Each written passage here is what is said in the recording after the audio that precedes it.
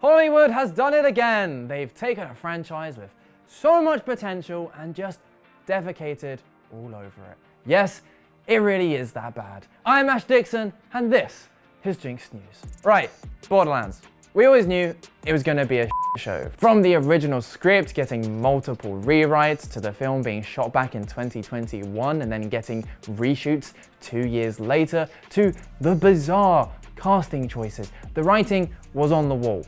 And when the initial reviews came flooding in yesterday with horrifically low scores, I thought, man, I've got to see this for myself. So I booked a ticket, sat there with 3 other people on the opening day, and proceeded to sink further and further into a pit of despair over what this movie could and should have been. Now, before I dive into why Borderlands was so horrendous, I should clarify that by no means am I an expert on this series. I played the hell out of the first game, a little bit of the second, and a decent chunk of the third. I kind of fell off after that, but boy, do I look back on that first game so fondly. It charged out of the gate with such style and personality, and exploring it alongside my friends back in my teens is among my favorite gaming memories ever. But this movie was never going to be that. It was never meant to be, and that's thanks to the director, Eli Roth. Now, admittedly, I've never seen any of his other work, and after this movie, I have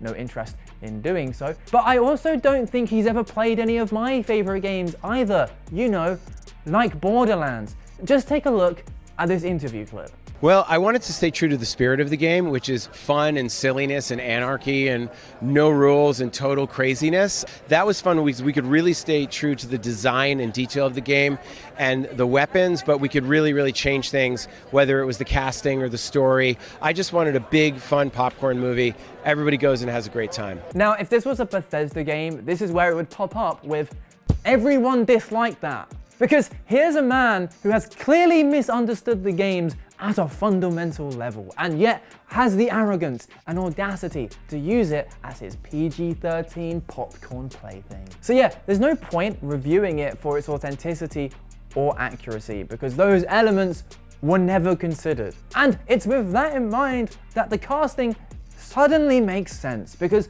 the characters from the game never mattered. And as disgusting and disheartening as I find that whole premise, I think it's important to swallow that pill and accept and review the movie for what it's intended to be. So where does that leave us? Well, what could have been a faithful and stylish adaptation died for the action movie equivalent of eating the soggy food scraps out of the bottom of your sink. So, spoiler warning, not that you need it, you're never gonna watch this film. None of the characters are as you know them. Lilith is a middle-aged bounty hunter whose entire personality is being the cool, serious badass. And honestly, it's comical how cliche the opening is. Lilith's getting old. She wants to get out of the business.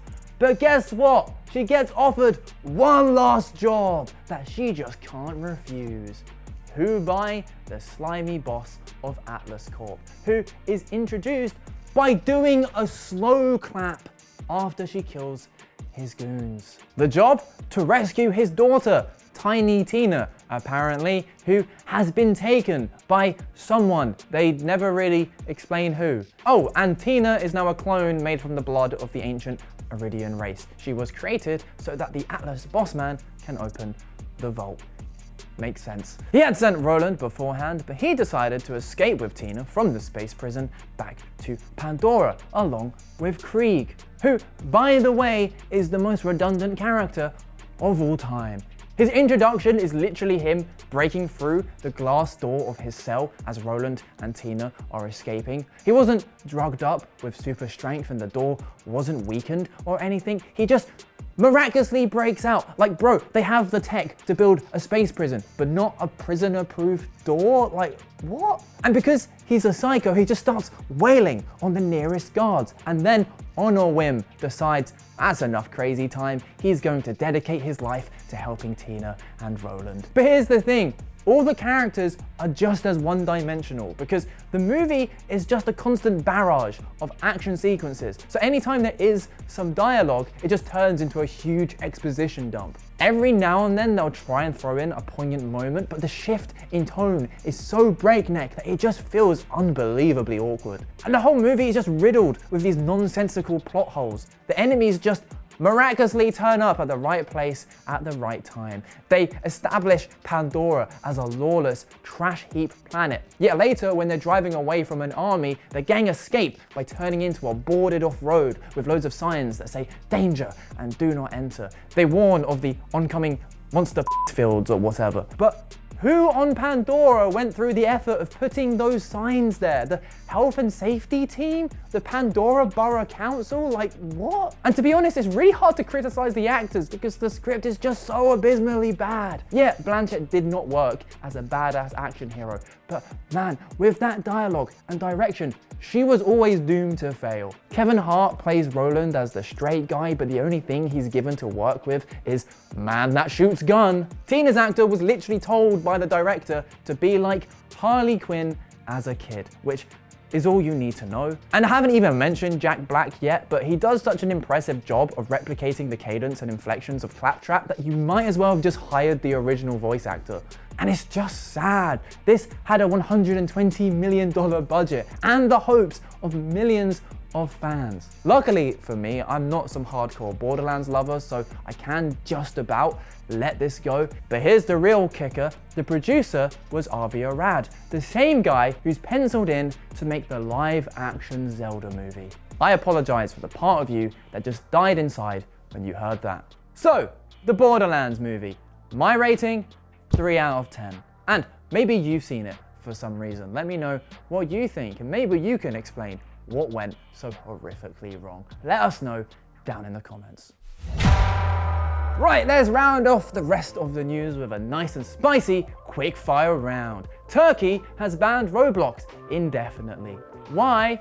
Child exploitation. We all know of the countless accusations against Roblox and how they treat their young player base, from bombarding them with microtransactions to benefiting from their labor and generally just being a cesspool for predators. So yeah, I'm not surprised should more countries follow in Turkey's footsteps. Next up, Dragon Ball is getting its very own MOBA for PC and mobile. It's called Dragon Ball Project Multi, presumably because it's a 4v4 team-orientated battle game. Personally, I love the stylized anime aesthetic they've gone for, and if you fancy giving it a go, sign-ups for the beta test are open now. And finally, welcome to the new best way to play Grand Theft Auto. Australian comedian Tom Walker has modded out his GTA 4 so that the traffic speed has been cranked up by the thousands. His challenge? To simply try and play through the game. Obviously, it doesn't go well. Totally check out the full video over on his YouTube to bask in the chaos. And that is the show. Thanks for watching as always. If you would like to support us, please consider giving our Patreon Ginx Plus